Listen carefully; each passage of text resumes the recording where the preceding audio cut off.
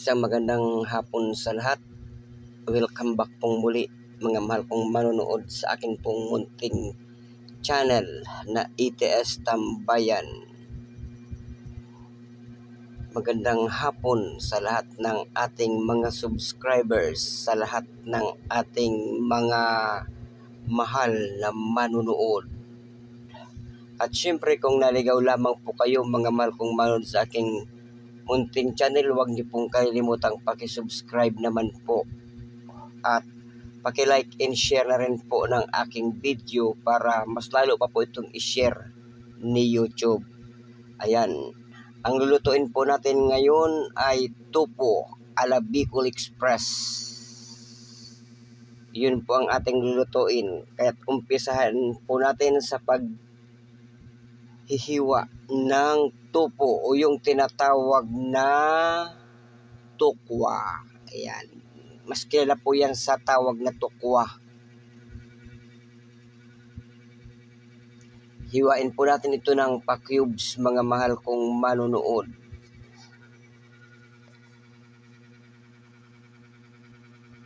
At syempre mega love shout out po sa inyong lahat. Maraming pong salamat sa patuloy po ninyong pagsuporta sa akin pong YouTube channel na ETS Tambayan. Ayan po mga mahal kong manonood, tapos na po nating hiwain yung tukwa o yung tofu. Ngayon naman po ay ang isusunod natin yung sibuyas. Sibuyas na puti po mga mahal kong manonood ang ating gagamitin sa ating gagawing pagluluto. Pero pwede rin po dito yung pula, depende na lamang po mga mahal kong manonood sa inyo kung ano po ang inyong gagamitin. Kung ano po yung available o yung nandyan po sa inyong kusina, yun na lamang po ang inyong gagamitin. Yan, pagkatapos po nating hiwain yung sibuyas, ang isinunod naman po natin ay yung bawang.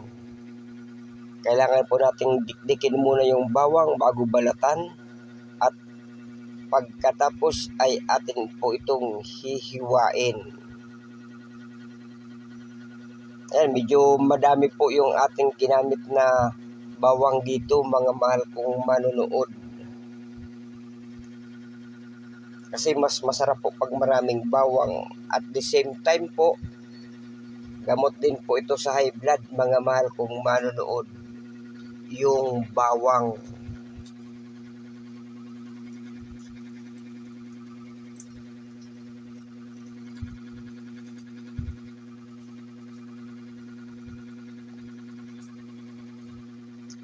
Ayan, natapos na po natin mga mahal kong manonood maghiwa ng sibuyas at bawang. Ngayon naman po ay magpiprito tayo ng tofu o yung tinatawag na tukwa.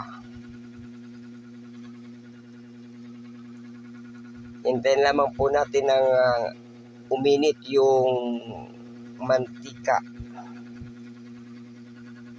bago po natin ilalagay yung ating mga hiniwang tofu o tukwa.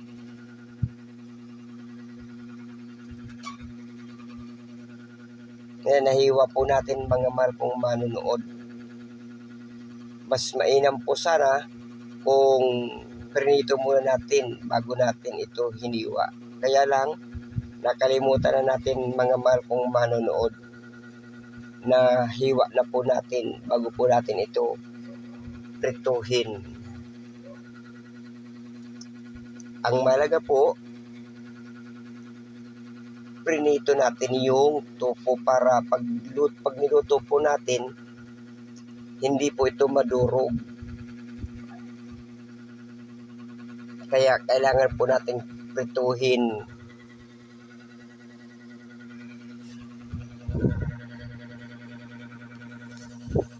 Yan, medyo maganda po ang ating background. Tunog ng electric pa namin mga mahal kong manonood. Yun po ang ating background na music.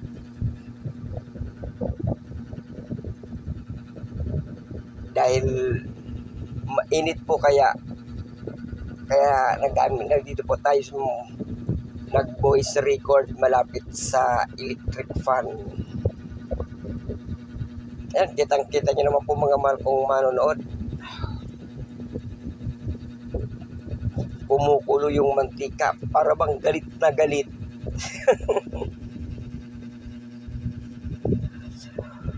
Katulad ng galit ng inyong mga misis. Ayan, natapos na po yung unang batch ng pagluluto ng tupo, yung pagprito ng hiniwang tupo. Second batch naman po ito mga mahal kong manonood.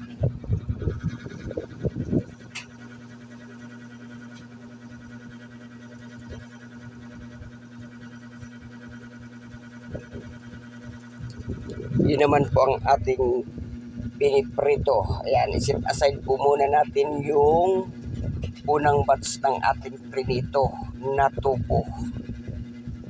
Mega love shout out po sa lahat ng ating mga mahal na manonood.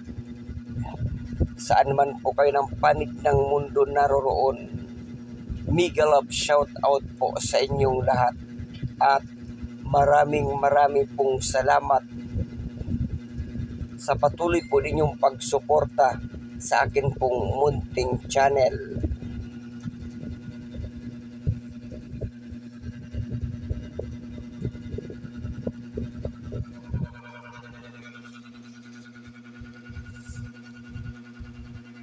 At syempre gayon din po sa mga manonood pa lamang, mega love shout out po sa inyong lahat. At marami pong salamat.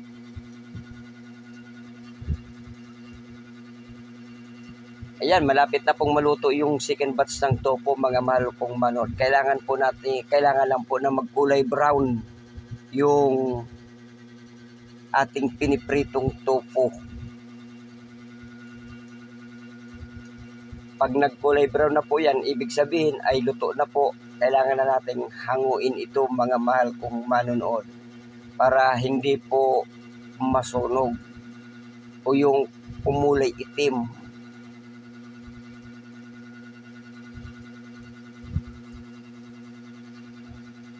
Hindi po ma-overcook. Ayan, tapos na po tayo magprito ng topo. Ang isinunod naman po natin ay yung paggigisa ng bawang. Ayan, inilagay na po natin yung bawang mga mahal kong manonood. Sa paggigisa po mga mahal kong manonood, nasa sa inyo na lang po kung ano po ang inyong uunahin. Pwedeng bawang, pwedeng sibuyas. Kaya lang kami po mga mahal kong manonood, ang palagi naming inuuna ay yung bawang bago yung sibuyas. Ang bango po pag pinagigisa yung bawang at sibuyas. Inilagay na rin po natin yung siling green. At isinunod na rin po natin yung ating pangsahog sa atin pong lulutuing tupo ala Bicol Express na hipon. Ang sahog nito mga mahal kong manonood.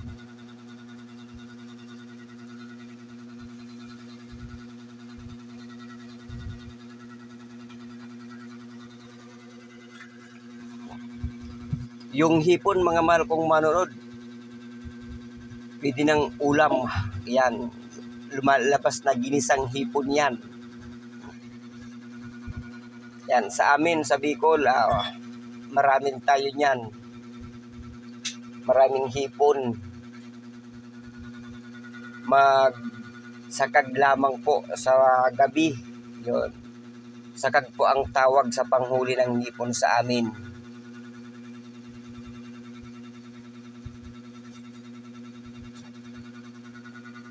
Marami kayong magiging ulam dahil malapit lamang po kami sa dagat. Kaya sagana po kami doon sa seafoods.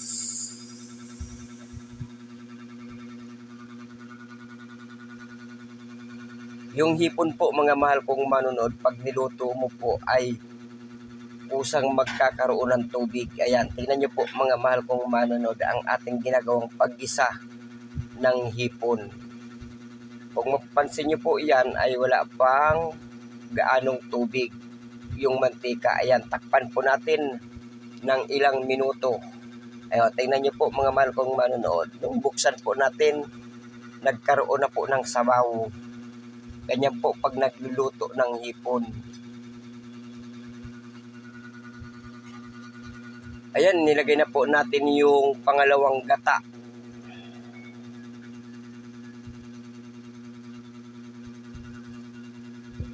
Yun po yung pangalawang gata kasi 2 beses po natin ginata yung ating niyog. At naglagay na rin po tayo ng ating paboritong seasoning.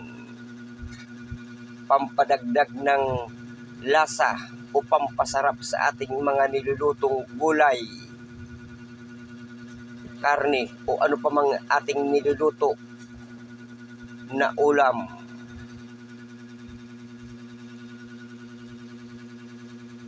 Wow! Ang sarap! Naglagay na rin po tayo ng konting asin mga mahal kong manonood. Ayan, kita nyo naman po mga mahal kong manonood. Ginataang hipon.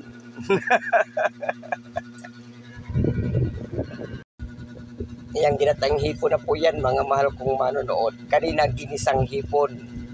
Ngayon po, nang maglagay tayo ng gata, ginataang hipon. Ayan na po mga mahal kong manonood, yung tofu na ating prinito kanina, inilagay na rin po natin. Ayan. Yun po ang ating ulam mamaya. Tofu ala Bicol Express. Yan po yung ating ulam. Ayan. Tingnan mo mga mahal kong manonood. Tinakpan natin ng kaunti. Tikman natin kung tamang-tama na ba ang lasa o ang timpla. Saktong-sakto na ba? Wow! Ang sarap! Naiibang luto naman po ito mga mahal kong manonood sa tofu. Ayan, tapos na po mga mahal kong manonood ang ating sinagawang pagluluto at maraming salamat po sa inyong lahat. Hanggang sa muli po, bye-bye, I love you all. God bless to one and all. See you on my next video.